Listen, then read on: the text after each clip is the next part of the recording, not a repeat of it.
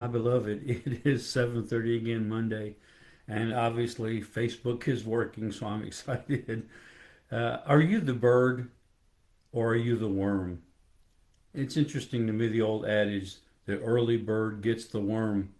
That's great for the bird, but what if you're the worm? It's not such a great deal if you're the worm. I always try to tell people something about getting up early has its advantages if you're the bird. But if you're the worm, you should have slept in. And the truth is, beloved, we need balance in our life. Sometimes we need to work hard. We need to get up early. There are seasons in our life, and they just need to be seasons. But we need to learn to rest.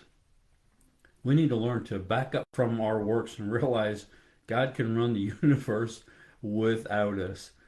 He doesn't need us, but He chooses to use us. And there's real beauty and freedom in that. That there's nothing you can offer God that He doesn't already have. He just chooses to let us be a part of the restoration of the world, of the restoration of people back unto Him, reconciling people back unto Him. But you also need to realize again that part of the way we tormented people, I don't know about the United States, maybe we did, but in other places, part of the way people were tormented and tortured was they were deprived of sleep. It's so important that you and I realize how important rest truly is. That deprived of rest, deprived of the ability just to slow down and sleep, in time you'll give away your mother. And so it's important that we realize rest is a part of our rhythm. God built it into nature, even for a rest, a period of rest. We call that winter. Even the earth goes into a rest period. So I encourage you, if you're the worm, sleep in every now and again. Avoid being eaten. If you're the bird, great. That's not a problem.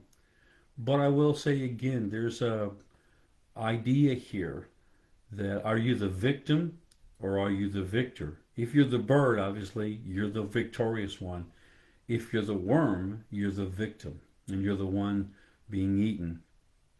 And so you ask yourself, are you the bird or are you the worm? If you're the worm, you need to realize God never intended for you to eat the dust of the ground and stay earthly, carnal. He intended for you to fly in the heavens.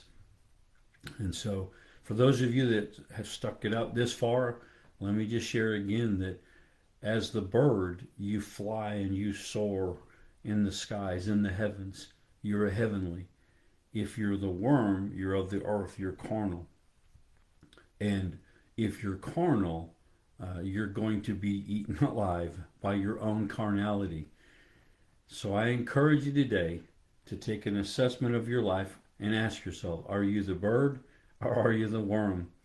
And to choose to walk in your salvation experience, in your unity with God, and realize you were meant to soar above the problems. You were meant to soar in the heavens where God rules and reigns, and not to be carnal, not to be of the earth eating the dust like the snakes who were cursed because they yielded themselves to the devil.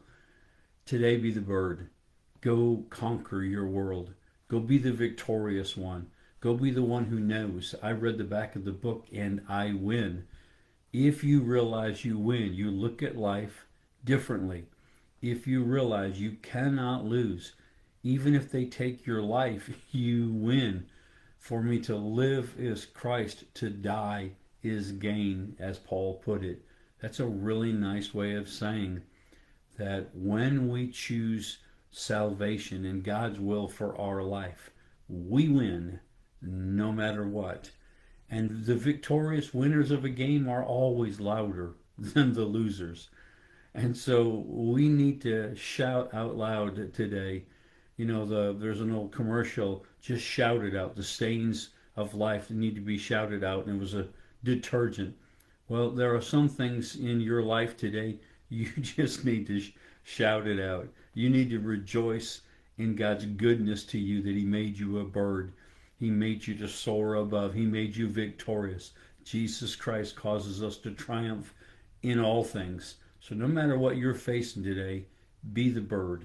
fly in the heavens, know your place, know you are the victor, and go take the world by storm. They're not ready for you, but that's okay. You be ready for them. You go change your world. I love y'all so much. Look forward to seeing you again next Monday. Have a great week.